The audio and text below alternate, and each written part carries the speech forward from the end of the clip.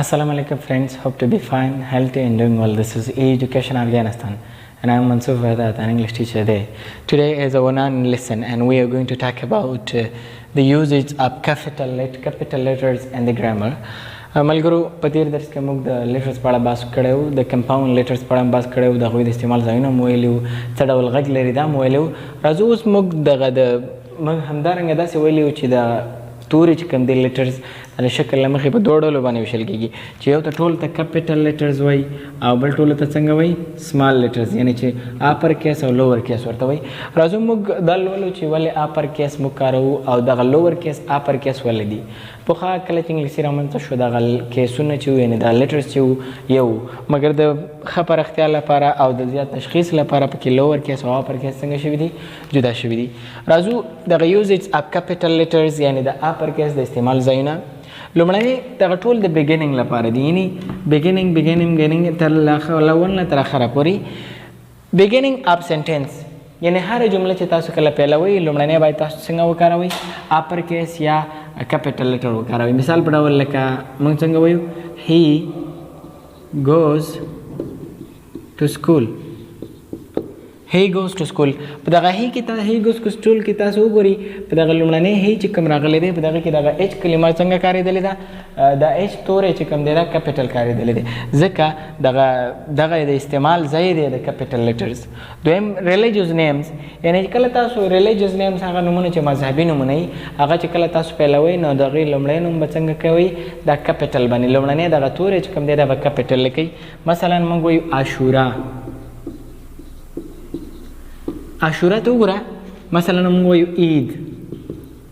عید او عاشورا کې دغه ا کلمه دغه ا تورې او د ای تورې دغه لومړنیو کې چې راغلي دا په سمال لیټرز کې نه دي لیکل شوي په کیپیټل لیټرز کې لیکل شوي ځکه all the religious names they are written by capital letter their first letters are written by capital letter دریم the beginning of proper nouns ګورئ یو کامن ناون دی یو پراپر ناون دی کامن ناون یعنې عام نومونه هغه نومونه ته ویلی شي چې هغه یوې ژبې نه بلې ژبې ته ترجمه کیږي او یا دغه نومونه چې دي په عموم کې یو چیز څخه بحث کوي مګر پراپر ناون یعنې خاص نومونه هغه نومونه ته ویل کیږي چې هغه خاص ډول یو چا ته راجع کیږي مثال په ډول احمد زه احمد یم بل احمد نشته جواد یو جواد دی بل جواد نشته نو دغه جواد په دری کې جواد پښتو کې جواد انګلیسي کې جواد دغې ته پراپر ناونز وایي پخوا به داسې کېدل پراپر ناون او کامن ناون به په یو لیټر باندې لیکل کېدل مثلا لیکل شوی به چې جیک دغه جیک به لیکل شوی دا مثلا امریکن نیم و مګر نه به معلومېدو چې دا اوس نیم دی او یا که ورډ دی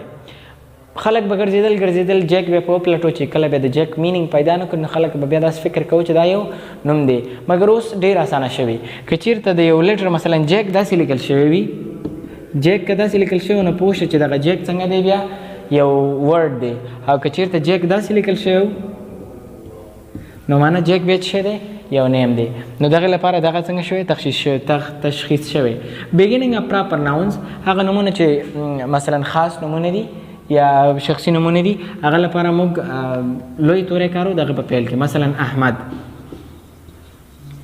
مثلا جواد څلورم پروناون آی یعنې دغه د پروناون آی چې کله د فاعل په ځای باندې وکارېږي هر چیرته که دا د جملې په پیل کې راځي که جملې په پای کې راځي او د جملې کې په منځ کې راځي دا به څنګه کېږي دا به په کیپیټل لیټرز باندې لیکل کېږي مثلا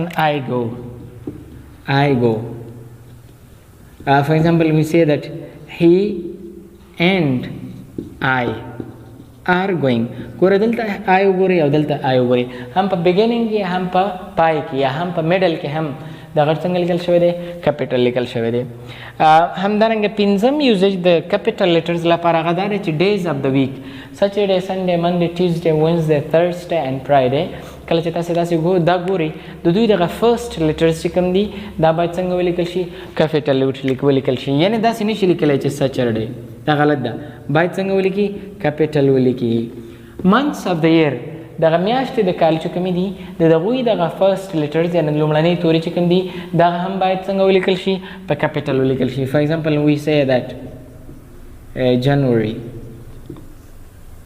یا say that فبروري ګورې ته داسې فبروري داسې نشي لیکلی ته باید څنګه وکړي لومړنۍ تورې کیپیټل ولیکي او یا که کپیټل ونه لیکي تاسې وانګېرل به شي چې دا یو لکه منث اف د ایئر نه دي یعنې دا یو بل ورډ دی چې جدا مینینګ لري. ابریویشنز یعنې مخففات تاسې ګورئ دغه لنډیزونه چې دي د ابریویشن چې تاسې ګورئ دغه هم د چې راجمع کېږي داسې مثال په ډول وایو لکه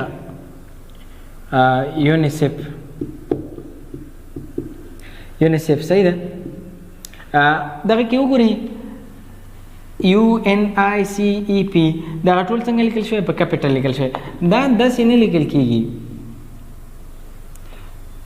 ولې نه لیکل کېږي ځکه چې دا ابریویشنز دي نو په ټوله کې د کیپیټل لیټرز لپاره موږ 1 2 3 4 5 6 اوه دغه اوه جنرال یعنی famous places لرو that they have to be used in that. The first is the beginning of the sentence. When it is the beginning, for example, he goes to school, the beginning of the sentence, the beginning word, the beginning letter has to be written by capital letter. The religious names, for example, Ashura, look the A, this is a religious name, Ashura. The first letter of that is written with the capital letter. Beginning of the proper nouns, I told you that there are two kinds of nouns, proper nouns and common nouns. Common nouns are those which are shared in all, but proper nouns are those which are not shared in all. It means that they can be referred to the proper person, place or thing. Ahmad is a person, proper. There is no Ahmad again. So for that Ahmad, the capital letter is used and it's the beginning.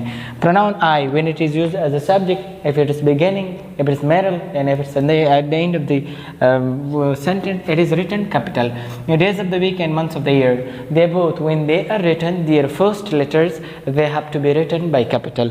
And the last, the abbreviations, when we make short forms from the long names, we make abbreviations from that. For example, United Nation. There is United Nation, we write UN. The two letters UN, they have to be written by capital letters because they are abbreviations.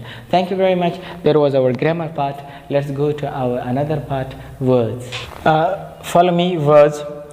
Dirty, dirty, dirty, dirty, clean, clean, clean, thick, thick, thick, long, long, long, notice, notice, notice, happy, happy, happy and happy. Dirty manada chatal. For example, the teacher got angry when he came and saw the class was dirty. استاد ډیر غوسه شو کله چې صنف ته راغلی او صنف یې څنګه وکتو ډېر چټلی وکتو. ډونټ میک یور کلاتس ډرټي، خپل کالي مو مه چټلوئ. کلین معنی ده پاک. یا فار ایگزامپل میک ان ایگزامپل یوزینګ these two words. My clothes is dirty. I want to clean that. زما جامې څنګه دي چټلې دي غواړم دا څنګه کړم پاک کړم. یا you can say clean the board، تخته پاکه کا. thick معنی ده ډبل. double. thick mana da double. ځنې شان څنګه یې ډبل.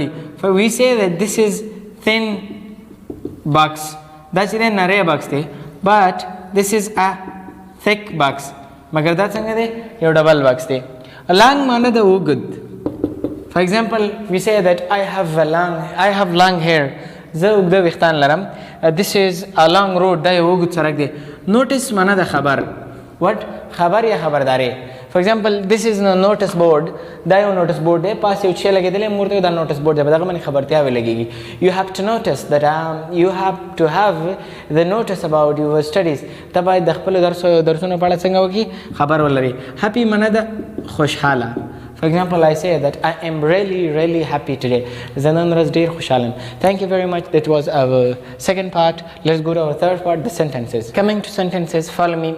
What's your last name? What's your last name? What's your nickname? What's your nickname? What's your last name? What's your family name? What's your family name? My family name is Safai. My nickname is. My last name is. What's your last name means last name تخلص ته ویلی شي. What's your last name په ټوله کې معنا ستا تخلص څه دی؟ ستا تخلص څه دی؟ What's your nickname؟ ستا لقب څه دی؟ ګوري یو تخلص دی یو لقب دی. تخلص هغه چې څوک لاست نیم هغه ته ویلی شي چې ته په خپله ځان ته غوره کړي. مثلا for example my one Mansoor Wahdat. Wahdat is something that I have chosen for myself. One is nickname لقب. لقب داسې چې نور خلک تاسو درکړي. مثلا احمد شاه ته موږ بابا وایو، احمد شاه بابا، دغه بابا ته لقب وایي. What's your family name؟ ستا د کورنۍ څه نوم دی؟ یعنې کورنۍ نوم دې څه دی؟ ستا کورنۍ نوم څه دی؟ Family name, for example, my family name is Safi, your family name is Ahmad Zay, their family name is Khadr Khil. In different names we have. The family لپاره موږ مختلف نومونه نه د قوم قبیلې نوم چي. کله چې دغه ډول پوښتنې دانه کېږي ریپلای مثلا که دا پوښتنه دانه شوې last name وایه my last name is خپل تخلص ذکر کا. My nickname, what is your nickname? My nickname is دلته ذکر کا. او که فیملی پوښتنه شوی what is your family name؟ my یعنی my راوړه همدا نوم راوړه کوم چې درنه پوښتل شوی دی هغه څه نوم چې بیا په پای کې هماغه راوړه. Thank you very much dear friends. That was our last lesson, 9th lesson. If there is any question, any suggestion, you can leave it in the comment box, and if there is anything, if you are in our WhatsApp VCC group, let's discuss it there. Recommending you to Allah, hope to have a great time.